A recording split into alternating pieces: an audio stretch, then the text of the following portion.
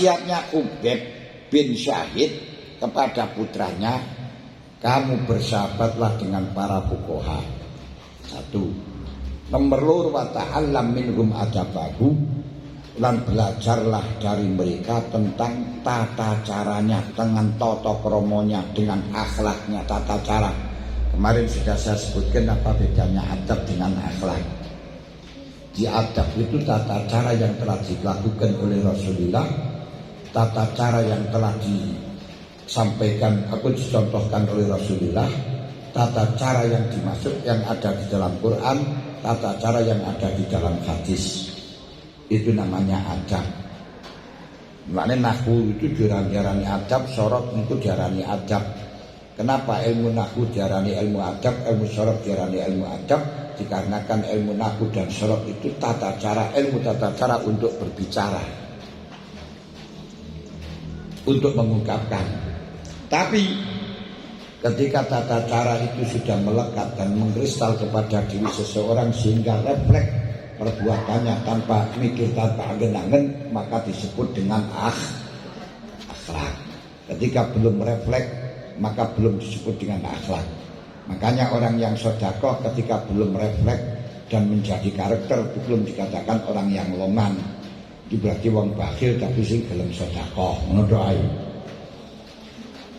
Fa inna dzalika ahabbu ilayya min katsirin minal hadis. Ya ini gitu. Ini yang biasa dilakukan oleh Nahdlatul Ulama. Belajarlah kamu belajarlah kalah adab, ilmu tata krama, ilmu akhlak, perilaku yang baik itu lebih baik, lebih saya sukai dibandingkan belajar hadis yang banyak. Mulane akeh sing ora pati ngapalno hadis, karena yang diprioritaskan, yang dipentingkan adalah adab, yang dipentingkan adalah tata cara yang sesuai dengan syariat. Walaupun ora hafal hadis, senajan tu hafal hadis sak pirang-pirang, kalau memang tidak punya adab, tidak punya tata krama, tetap tidak ada harganya. Nah, tata cara itu apa? Akhlak itu apa? Kemarin sudah sebutkan, akhlak itu adalah cocok dengan syariat dan cocok dengan akal, yakni kepantasan.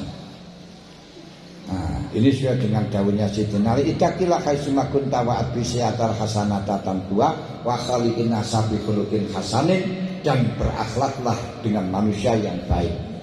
Sidina Ali ditanya, mal murad bi wa khaliqin nasabi khuluqin hasanin, apa yang dikehendaki dengan akhlak yang baik, bergaul dengan akhlak yang baik itu bagaimana? Sidina Ali jawab, muwafaqatul linnas fi kulli syai' ma'atal ma'asi. Yang sebut akhlak yang baik adalah selalu adaptasi dengan budaya dan tradisi selama tidak bertentangan dengan syar'i. Apa akhlak? Berakhlak yang baik kepada manusia artinya bergaul kepada manusia dengan akhlak yang baik artinya selalu adaptasi dengan budaya dan tradisi selama tidak bertentangan dengan syar'i. Muwafaqatul linnas fi kulli syai' ma'adal ma'asi, selalu beradaptasi dengan manusia di mana saja kita berdomisili selama tidak bertentangan dengan syar'i. Contoh seperti hari raya.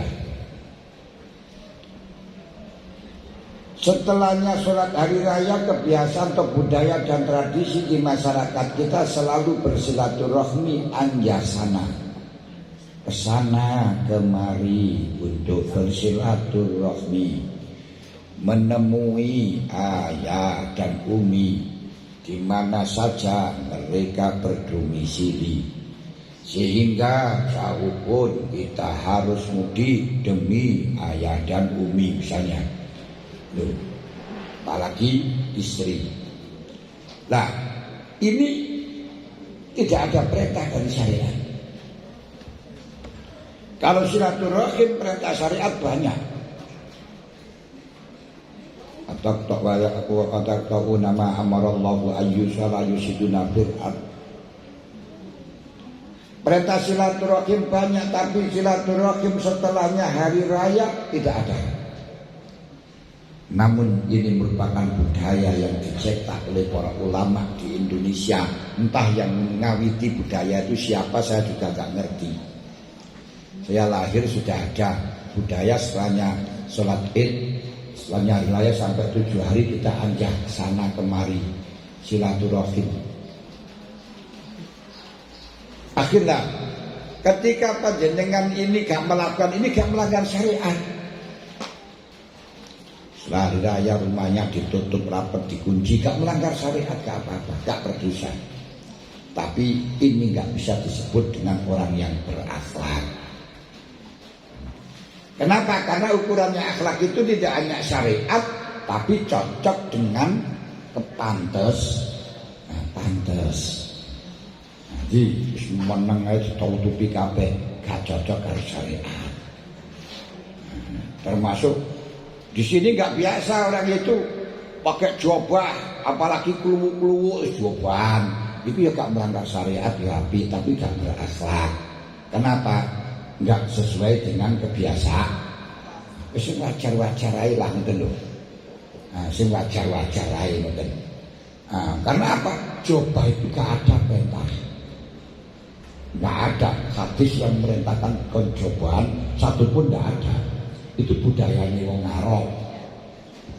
Budayanya wong Arab ya silakan, nggak apa-apa kalau di sana berarti bagus pakai jubah karena menyesuaikan budaya dan tradisi. Kalau kita berpakaian di sini ora pantes, karena gak sesuai dengan budaya dan tradisi. Yang begini ya sarungan, kopiahan ini cukup tinggal nih. Ini gitu, ukuran akhlak nang gunung niku yang sesuai dengan budaya tadi, selama tidak bertentangan dengan syar'i. Termasuk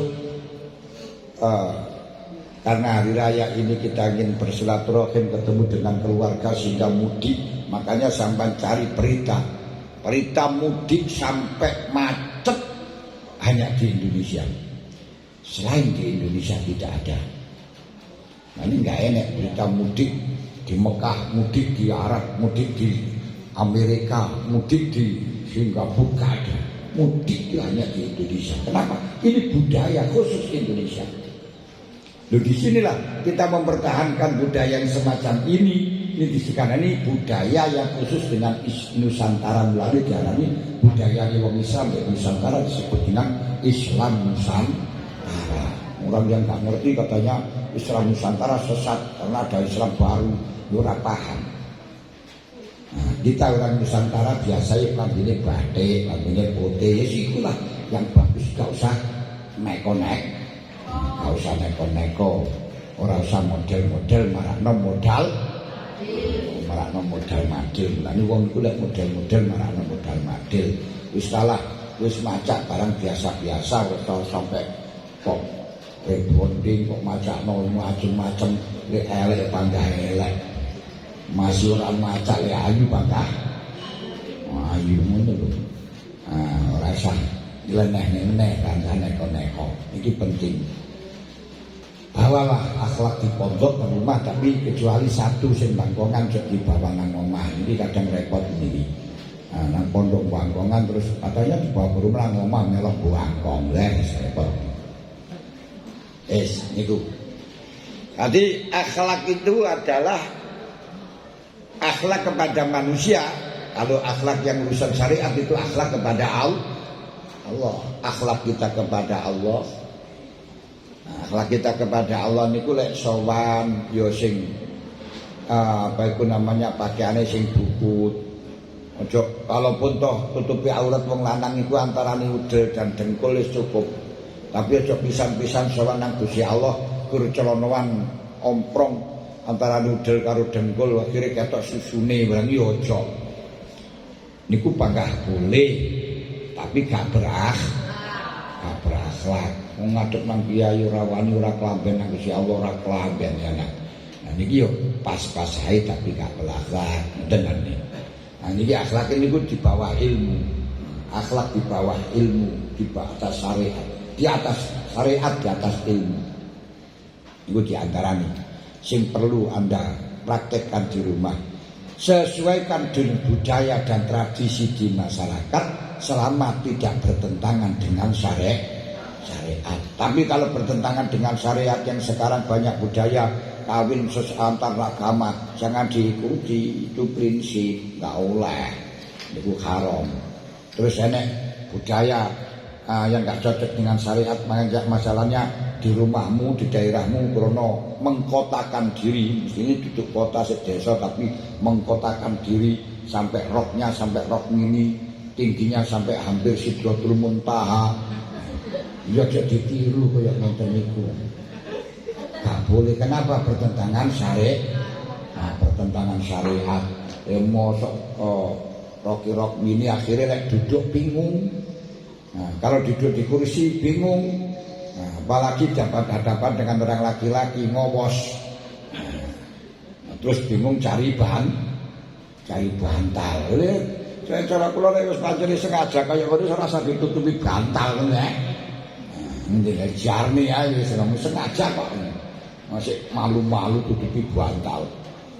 Lek numpak becak yo bingung untung kalau becak di Jawa Timur sih rada lumayan di kok diku becak Jawa Tengah itu iso. Becak Jawa Tengah itu kan rada luwangan ngoten niku anune. Wah iku lek wong kadang kira-kira ini masih Sidratul Muntaha niku lek pas numpak becak Jawa Tengah yo iso dadi senter ngono lho. Nanti bukan center tapi wanita center. Itu jangan ditiru. Wis salah pantes ngene iku pun anggun. Kaya anggun apa arek gunung.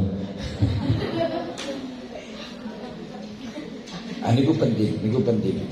Arti tampakkan akhlakmu. Bicara kepada orang tua, akhlakmu sing baik.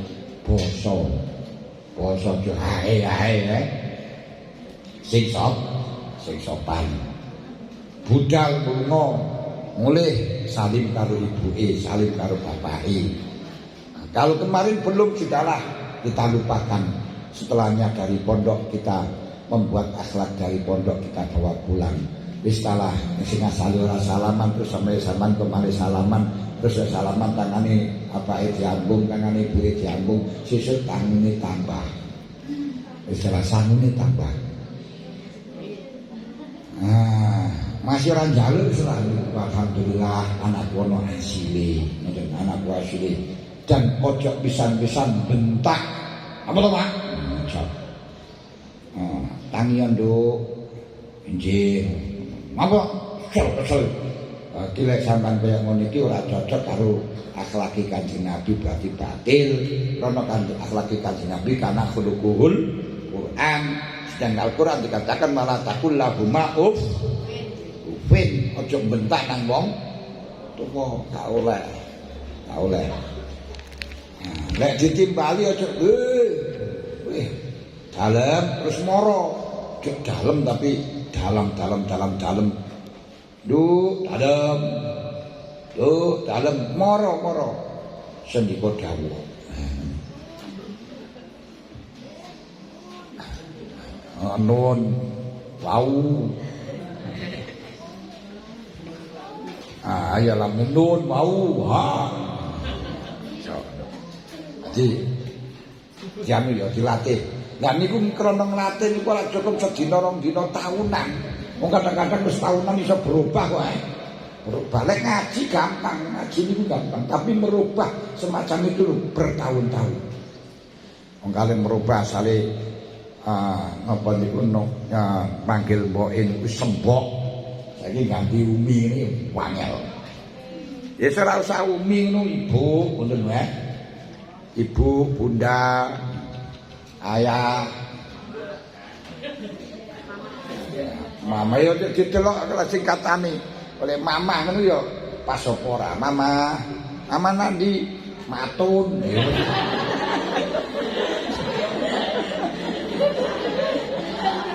Lek kan yo ora pas kok mamae matun. Mama tandur didelok, mama nanti mama ngarit. disesuaikan ya. Jadi desa ya mama ya ibu ya ibu. Lah ibune gak masalah lek jare mama niku ya lek wong kutha kan rada pantes niku lho. Niku pas ngeten mama nang ndi golek asakan, mama golek asakan. Tandur jok.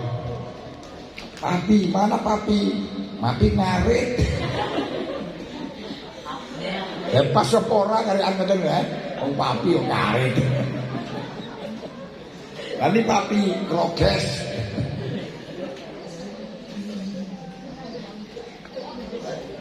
Jadi ya setidaknya ibu, lek mak ya mak, sembok ya sembok. Mak-mak, celuk mak sapa? Celuk mak. Pai. Niku gara-gara ibuke lek mulang kurang pas. Wa qala Ruwam radhiyallahu anhu, ya bunayya ij'al ilmaka milhan. Niki dawuh Imam Syafi'i niki. Niki dawuh Imam Syafi'i, beliau dawuh ij'al ilmaka milhan, terus Ruwam wasiat kepada santrinya dengan menggunakan dawuh Imam Syafi'i. Niku lek teng kitab asline niku dawuh Imam Syafi'i. Ij'al ilmaka milhan, jadikan ilmumu sebagai milhan. Milhan itu apa? Garam. Ilmu menjadi garam itu bagaimana ilmu itu selalu berperan tapi tidak kelihatan. Cuman kalau salah selalu disalahkan, kalau benar nggak pernah diperhatikan. Itu ilmu. Wong alim ngoten niku. Wong alim itu ulama niku selalu berperan, berdiri di belakang layar. Kalau salah akan disalahkan. Ini gara-gara kiai, gara-gara ulama. Tapi kalau benar tidak pernah diperhitungkan. Itu jenenge uyah garam. Kalau ada sayur kok gak pas hasilnya, wah ini dia sini, uyahnya disalahkan uyah. Hasilnya dia disalahkan uyah, tapi ketika enak, wah enak ini pas. Gak pernah diperhitungkan uyahnya, gak pernah diperhitungkan garamnya. Ini makanya kau jadilah garam. Garam itu tanpa ada garam makanan apapun gak akan sedap. Walaupun harganya murah, walaupun tidak pernah diperhitungkan, tapi sangat berjasa. Nanti jadilah garam, ilmumu jadikan garam. Wa adabaka dadikon, dan adabmu jadikan tepung. Bagaimana? Makanan jajanan itu yang nampak, yang mejeng tepungnya, sedangkan garamnya tidak Nah makanya ilmumu jangan kau perlihatkan, tapi penyedap, jadikan penyedap perbuatanmu. Namun yang kau tampakkan, yang kau sajikan adalah adab tata krama sing cocok karo keadaan di desamu dewe-dewe, yang pas dengan situasi, kondisi wal domisili ya cuma kok pondok terus akhirnya angremai, ora tau gelem metu jamaah, ora tau melok gelem tadarusan, ora tau melok gelem jamiahan, ora gelem melok kegiatan masyarakat. Itu gak berakhlak. Kita biasa-biasa saja. Biasa. Ayo ngrewangi mboke, pun dalah sampean nek mulih terus mari ngono mboke kora-kora sampean rewangi kora-kora niku adaptasi. Malah justru kalau sampean bisa pun kula mawon Bu, sampean Bu. Nah niku masyaallah, senes gak mungkin oleh karo mboke, tapi panjenengan punya nilai yang luhur niku punan. Kula mawon sing kora-kora. Pan ibuke katene umbah-umbah, pun kula mbahken mawon Bu. Lah ngoten lho. Kula mawon, wah niku mungkin sakune sampean mendak 100% niku ya. Aja malah teko pondok blak-blak sembarang nonton mumbai. Mboke ini ora teko berumbah-umbah gitu.